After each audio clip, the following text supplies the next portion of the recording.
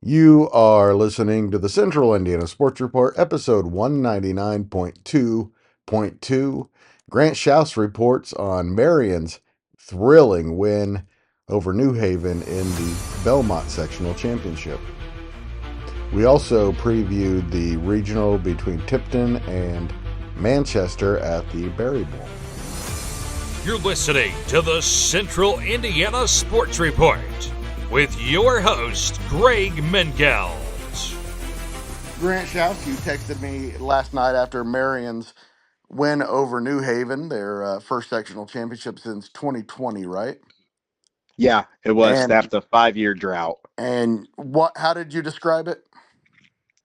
It was one of the best it was one of the best basketball games I've seen in probably since COVID. I mean, seriously, it was one of the all-time great games, and in my opinion, it was the best game we've seen all year. It was so competitive. It was a game of runs, Which Marion you. tends to do. Yeah, and you had to have your Pepto-Bismol ready last night. The lead never stretched real far. I think Marion's largest lead was 8, and that was in overtime at one point. New Haven still Wow. ended up losing by 4. It was back and forth. New Haven got off to a great start. Like, they were up 9-0 to start the game. Marion then goes on a 15-1 run to Wow. lead 15-10 at one point, and then they were up 17-15 at the end of the first quarter. Jadrian Ezel for New Haven hit a 3 in the corner. He's a good one. And yeah, he's a great player. He the night before, he knocked down 8 3-pointers in the game All against in the second Norwell. half with the game on the line. Yeah, and he was huge in that game, and he hit a shot at the buzzer to end the first quarter, and that gave New Haven some momentum going into the second quarter, and they kept their foot on the gas, and they led by 5 at halftime. And Marion then came out. They threw a haymaker. Logan Barnes for Marion was big last night. 25 points. Absolutely. Maybe his Yeah, best. Maybe his best performance of the season. 25 points for him, a season high. I don't know about career high, but definitely a season high for him. He's a kid, and he's a kid I know well, so I can say this. He's a kid that at some points this season has struggled and has had to kind of sit back and play his role, where he is a capable scorer, but he had to play his role in some games this year. And this week, he was tremendous. 13 points on Friday night. I think he had 17 on Friday night, 13 on Tuesday night, and then 25 last night to lead all scores. Knocked And down. Grant, let me throw this in.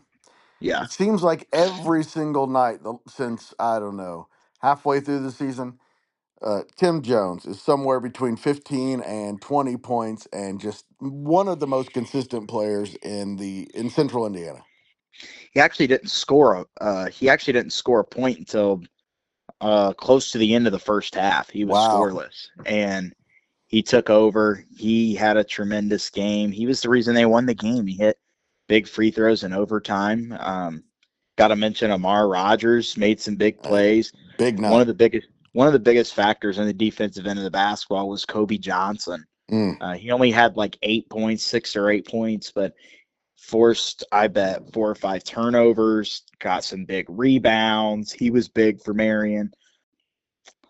Marion had a 76-74 lead as time was expiring in regulation. New Haven got fouled with 4.5 seconds left. Lavelle Ledbetter goes to the line, knocks down 2 free throws with the game on the line, the season on the line to send it to overtime. Marion didn't get a great look at the buzzer to win it. It goes to overtime. New Haven scores the first 2 points out of overtime, make it 78-76. Amar Rogers buries a 3 to make it 79-78. Next possession, he comes down, launches a volleyball line 3 that goes in, extends the lead. They're up 5 at this point, and that place was rocking. One of the biggest plays of the game for New Haven was they hit a 3 with about 2 minutes to go in regulation, minute and a half, and it was in the corner. And it was a corner pocket 3. Kid shoots it. It was Ezel. and it bounced up and down on the rim. It hit the rim, bounced up, came down, bounced up again, and then fell in. It was reminiscent of that Kawhi Leonard shot that the Raptors beat the 76ers on in Game 7 in the playoffs a few years ago. Maybe the most dramatic shot in basketball history. Yeah, this one was really dramatic. This one wasn't at the buzzer, of course, but this one was to keep New Haven alive. And Marion just played so hard. At the end of regulation, I forgot to mention this, Ledbetter was fouled for New Haven, and he hit the 2 free throws. Logan Barnes fouled him, and he had fouled out of the game. Wow. So they had to play the entire overtime without him, which is they had to play 4 minutes and change without him. And they still found a way to win. I mean, that's what impressed me the most is their big-time scorer last night outside of Tim Jones. And Logan Barnes, who led all scorers with 25. They did not play without him in the final 4 minutes. And that was, to me, that was what was really impressive. We had Logan come up after the game and talk on the radio, and he's very unselfish. He gave the praise to his teammates who were out there in overtime without him. They were out there with 4 starters and their 6th man, Jace Freshwater. And this is a Marion team that they lost 7 games in the they lost 7 games in a row at one point in the regular season. And they struggled. They kind of struggled going into the tournament a little bit. They did not have that's why they played that schedule. Exactly, and it showed. It showed definitely against Bellmont. It was a wire-to-wire victory over Bellmont on Tuesday. Pretty much a wire-to-wire victory over Heritage, and then the back and forth with New Haven. Just down the stretch, it showed that they have played maybe a little tougher schedule than New Haven, even though New Haven had beaten Homestead earlier in the year, who beat Marion. So, I don't know. Up to Saturday night, it had been a pretty boring sectional. It had gone pretty much the way everyone expected. Maybe you would have said Norwell, Mrs. Sinawal was a toss-up. But anyway, not a lot of really close games. But Saturday changed everything. And here's the question I want to know, Grant. What percentage of the time did you think Marion was going to win? And what percentage of the time did you think New Haven was going to win? That's a good question. When New Haven hit those free throws, Ledbetter hit those free throws to send it to overtime, and then they scored right out of the gate in overtime. I thought to myself, New Haven's got this. I was like, they got this. They have the momentum. Barnes. Right. Exactly. Like I thought they have the momentum. Just give credit to Marion for making plays. Like Rogers hit those back-to-back threes in overtime. If he doesn't hit those threes, they don't. I'm not sure they win the game. If he misses both of them, I'm not sure they win. They grabbed some crucial offensive rebounds. The crowd was really into it. It was great. It was everything a sectional championship should have been. I mean, for God's sake, Marion scored 92 points. There was almost a combined 200 points thing. There's about 180 combined points, give or take, in that game. So that to me is it came down kind of to what we thought it would be. What I was so impressed with by both teams was the runs both teams were capable of going on. Like New Haven always had an answer for Marion. Marion always had a new answer for New Haven, and it was a thrilling game. And I saw some other games around the state last night that came down to a shot at the buzzer or a comeback or something like that. Like Columbia City won at the buzzer. Warsaw hit a shot to send it to overtime at the buzzer. But and those games were probably really great. But in northern Indiana, that was maybe the best game. I mean, that was the best game in Adams County last night. I can tell you that. And South Adams was hosting a sectional, and Lures blew through Woodland, and as we predicted, as we expected. And Marion was able to hold on at the end. New Haven kind of had one final push when it looked like Marion maybe had that thing in control, but Tim Jones, who did not shoot the ball well at the free throw line. The free throw shooting for two teams that scored 92 points and 88 points respectively. Yeah. Neither team really shot free throws that great. I can't remember exactly percentages or stats or anything like that, but New Haven, I know, missed at least 7 free throws in the second quarter. Think about that. That's a backbreaker when you lose Horrible. by 4, and you could have won by 3 if you had hit all 7 of those free throws. They missed like 6 or 7 in a row. And that's such a backbreaker. There were a lot of fouls called. The officiating, I thought, the 3 guys did a really good job. It was just a well-played game, and that's what you want at this juncture in the tournament. So now we look ahead, Grant, to Lapel at 7 o'clock. So in prime time at Lapel, great gym. We get Marion against McConaughey. I would guess that the numbers, the Sagarin type numbers, would say McConaughey, but I'm not sure that the matchup would provide that big of a spread. I think this is going to be a really good game between two really I good do too. teams. Yeah, 2 high-powered offenses.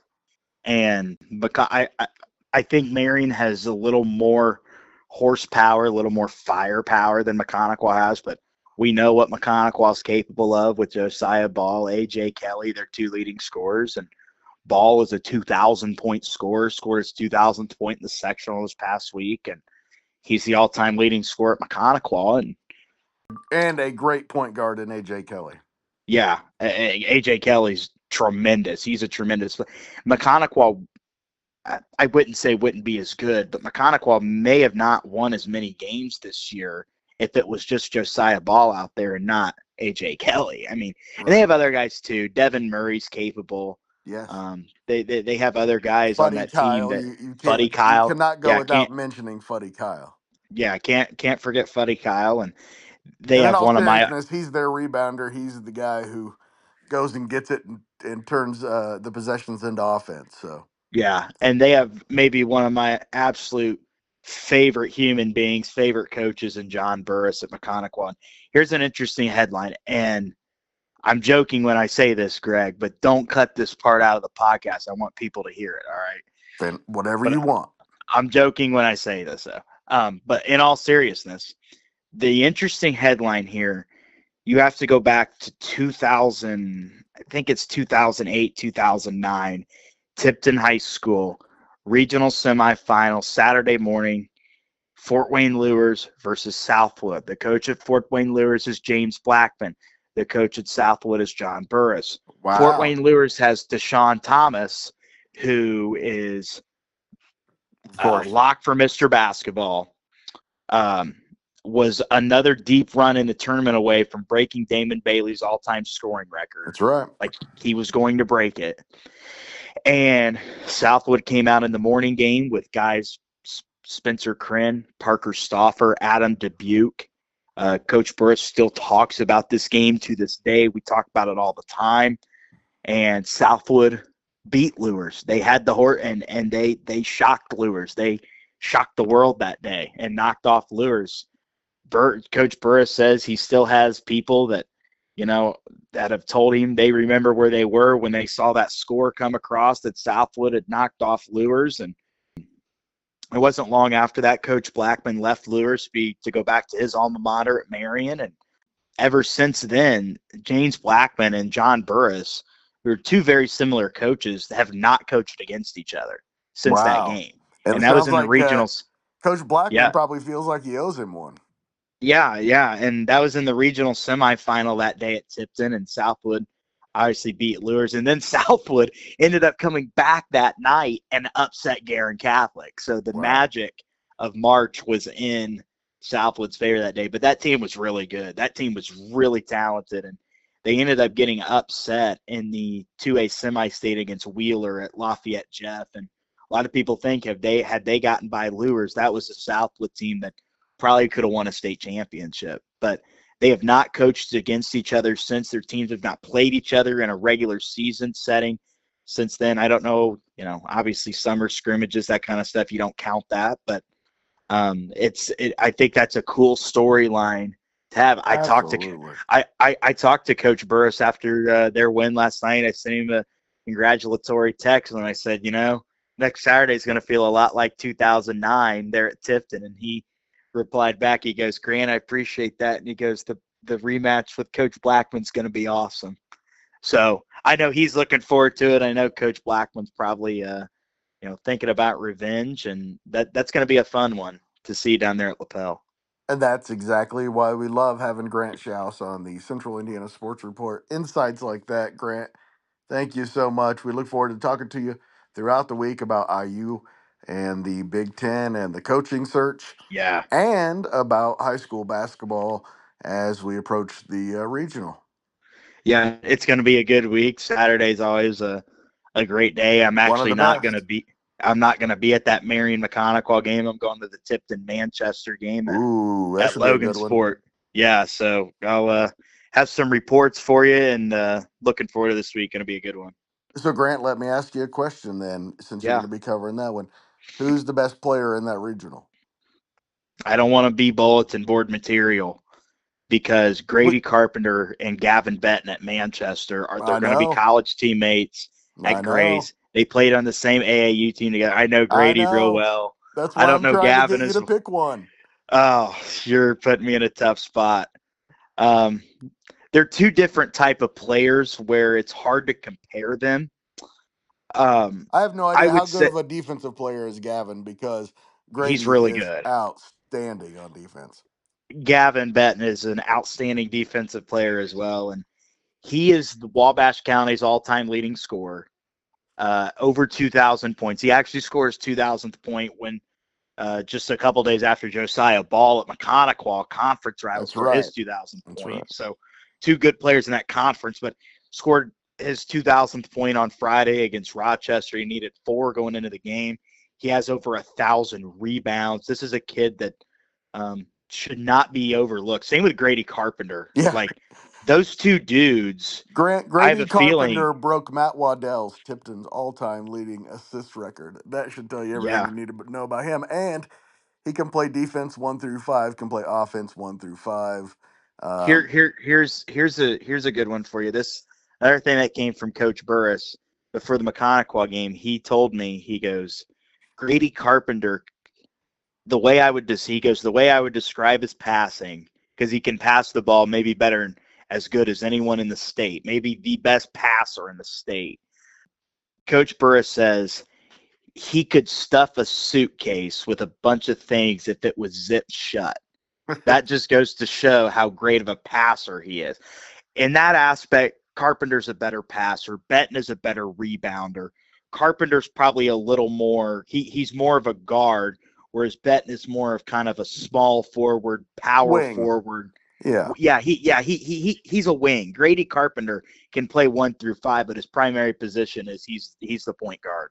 Right. And that's why Tipton has had success 4 years with him. They've won 4 straight sectional championships because nobody else has a 6'5" point guard that can see over the defense and can distribute the ball like he can. And can I, play in the ha- post if he needs to, and can. I have a feeling that Grady Carpenter and Gavin Benton could be competing for the last guy to make the Indiana All-Star team. I And would that hope that's both of them would make it, I Grant. would hope But both. I would hope both of them would make it too. But just with the talent that's around Indy and all that yeah, kind it's and a those really kind of good places, year. it's so hard to tell who could be the Yeah. 13th or 14th guy on that roster. So we'll see. But I'm not sure I could pick who's better between the two. Um, Well, we'll find out who's going to be better we'll on find out. Saturday. We'll find out because I think they're both right there. I think they're both evenly matched. Thank you so much, Grant, for your time as always, and big win for the Hoosiers. Can't wait to talk about that coming up this week on the IU report with Grant Shouse. Yep. Thanks, Greg. I appreciate it, and be in touch with you this week. This week is maybe more fun than what's coming next week with the NCAA tournament. This is truly the most wonderful time of the year. It's really, you talk about back to back to back weeks of sports. I don't think anything compares to it. This is the best time in sports, and this and I it baffles me that like there's all these conference tournaments going on. College basketball is really heating up. It's really going to start heating up this week, and if it hasn't already. And I'm in the car today, and I turn on ESPN radio, and we're talking about the NFL on there like the season starts tomorrow. I know. I know. What It's a joke, maddening for all the baseball and basketball fans. It really man. I is. know. It really And, is. and what, And what what what is great is when the NCAA tournament is in full swing, and then the opening day for Major League yeah, Baseball. And Central Athens, man. Indiana, Grant, from midway through March, from this week coming up through the end of May is such a great time. And the Yeah, it's weather and the outdoor high school baseball and softball and yeah, track and just such a great time of year in Central Indiana. yeah, it's going to be a good week. Little rundown of what I'm doing. Not that anyone probably cares, but We all um, care, Grant. tomorrow I'll be down at the state fairgrounds tomorrow night. I have a media credential for the Horizon League tournament semifinals. Very Uh, fun. Rob, Robert Morris and Oakland will play in the first game. I have a great relationship with Oakland head coach Greg Campy. Looking forward to seeing him. And then A great one. Yeah, Youngstown State will play Cleveland State in the second semifinal at 9:30, and then the two winners will come back Tuesday for the championship. I'll be there for that. Wednesday, I will be at Gainbridge Fieldhouse for two of the three Big Ten tournament games. I think we're only going to go to the first two, and Thursday gonna probably sit on my couch all day and watch conference tournaments. Same with Friday, and then Saturday gonna head over there to Logansport for the regional, and then this time next week, hopefully, I'll have my bracket filled out for the NCAA tournament. So And can't beat every this time of time, year. and hopefully the Hoosiers are in that bracket. And I would every think they will. time IU plays, Grant will be on to give us his 10-minute reaction to it whenever we can. There are sometimes, Yeah, like, for example, on nights with sectional championship games, that we are not going to be able to do that. Uh, and I'm totally good with that. yeah, I think our student athletes in this area, especially when we're more covering high school sports and talking absolutely. about high school sports, they deserve that coverage more than Indiana University, who gets enough anyway. And So Grant, we love doing IU. We love doing Purdue, Pacers, Colts, IndyCar. But our number one will always be high school sports, high school varsity sports, I should say. right, and that's how it should be. Nobody does it like the Central Indiana Sports Report. And I can tell you this right now, you don't get any radio coverage like you anywhere else like the Action Sports Network. That's right. So We're a good team, just gonna Grant. plug that a That's little right. there. So We're a good team, Grant. Thank you so much again for your time. Thanks again to Grant for spending his time giving you the report from Bellmont. And congratulations again to the Marion Giants on their sectional championship. They are used to that in Marion. Please considering subscribing to our YouTube page. Just search Central Indiana Sports Report. It's easy to find. And if you are interested in seeing us continue to grow and thrive, please share this podcast with your friends and family. We thank you as always.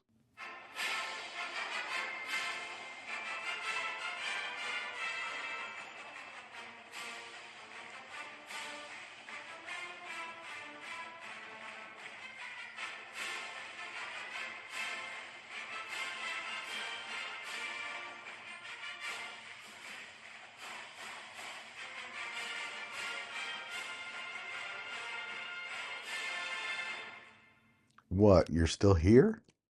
Why are you still listening? The Central Indiana Sports Report is a product of ITG Media. And I love Susie.